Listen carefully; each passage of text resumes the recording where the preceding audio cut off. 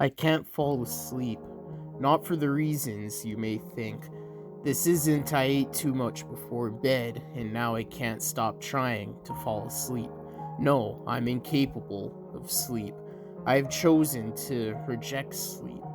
This is not my life spiraling into chaos. I know what you're thinking, because I've thought it before. Grease seeps down my skin as I write this. My broken eyes scream for relief, but I know I can't. I've elected to sleep in shifts, scheduled intervals of timed sleep. A psychological study showed that the average human can last up to 14 days before they drop dead.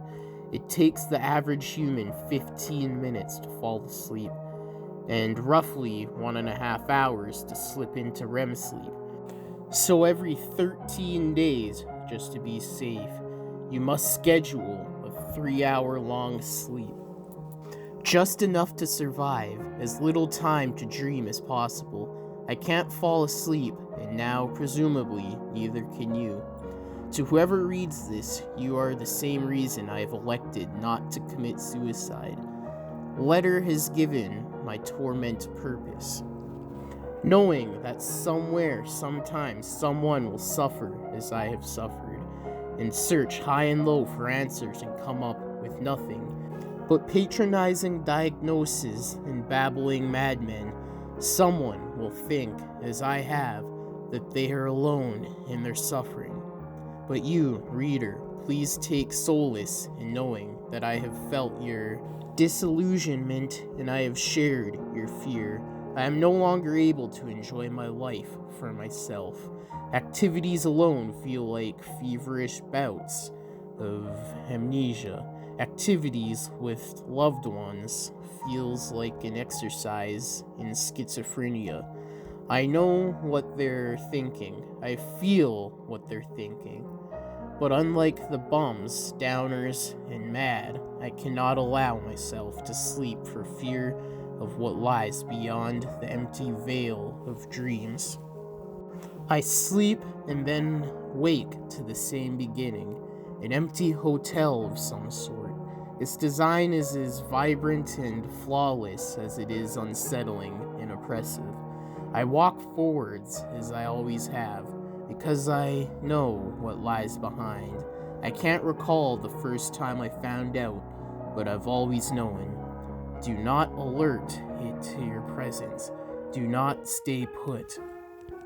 I've tried doing such and suffered the infinite consequences many times, walking forward down the seemingly infinite stretch of corridors, each one bending to a different direction. Don't try to memorize the layout, as it seems to change every time. The doors are just as infinite as they are pointless.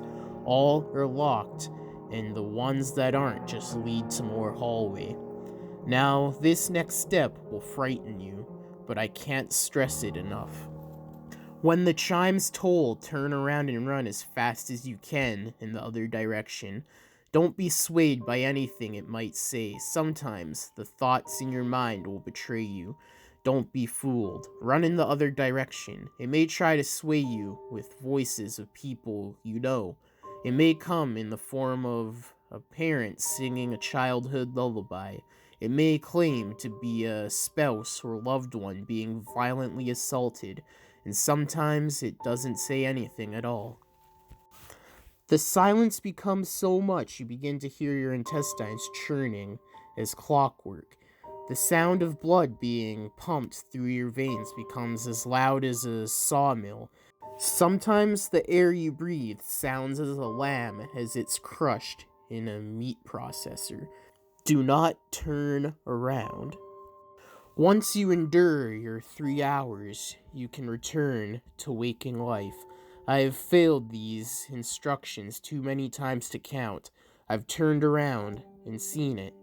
I've seen its fleshy fury form, its coagulated muscles flexing and contorting around a blinding center, and I've seen the shapeless hell that awaits you. The closer it gets to you, tearing and erasing its way through the corridors, Seemingly in the blink of an eye, every cell populating your body becomes torn apart, separated, its beginnings twisting and contorting around every bone, every vein, every nerve, snapping, bending, tearing, ripping. It rearranges your shape and structure, and you feel every bit of it. Once it tires of your predictable agony, it begins drawing you into itself. Its forms, its tendrils to hook itself into you. Your disembodied screams become deafening as it waves its way into its searing core. Barbs upon prongs, upon bristles, upon membranes, puncturing into what was considered a part of you. Every inch of the flesh consumed, but still aware, crushing you into paste, only to be fully assimilated into itself as it continues to stalk other victims. It uses your mouth to form voices, in tongues and words you've never thought to speak. It violates of you at once, only to use your pain as momentum to move it forward.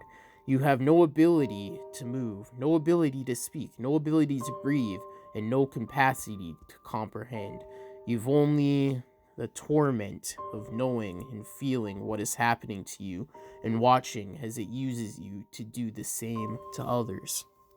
Others will think you're a depraved soul begging for attention, or a madman who's in need of a doctor, and maybe you'll start to believe them. I know what you're thinking, but you're not like them. With them, they let their illness speak for themselves. It's a tumorous line of thinking, hell-bent on its own preservation, even at the behest of its host. But with you, oh you, my poor suffering cohort, hopefully I can help you. Perhaps this letter will arrive before the hellscape has come to you, but it will, and you must spend every waking moment preparing for it. We are different from the rest, my friend. Our nightly chases have set us apart from the rest. We are pioneers. We may be the first who've peeked beyond the curtain of the great beyond and seen the incredible visions waiting before us. But rest assured, we will not be the last. Hey guys, thank you for listening to today's Creepypasta, and I hope you enjoyed. I do have a podcast called The Murder House Radio Show. Check it out. The link will be in the description below. It is a true crime podcast. But if you did like, comment, subscribe, and share for more. Hit the bell notification when you subscribe and select all to get all notifications whenever I upload. I upload 6 days a week, Monday to Saturday, at least one video a day. Now, all the long episodes and full series of creepypastas are on all major podcasting platforms under the name Deadly_Zone_narrations. There will also be a link for it in the description. Also, go follow the social media accounts that are in the description below. I do have a subreddit called Deadly Narrations. The link will be in the description. Also in the description below are the sources to the creepypasta and the music used, so go check those out.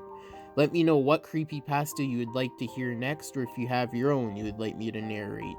Or if you have a creepypasta series you would like to hear, send them to me on any of the social medias in the DMs, or to my email address, which is also in the description, or leave them in the comments below. Also, in the description below is the author's social medias, if they have any listed. But that's it for today's creepypasta. I hope you enjoyed. Until next time in the Deadly Zone, stay deadly and stay spooky.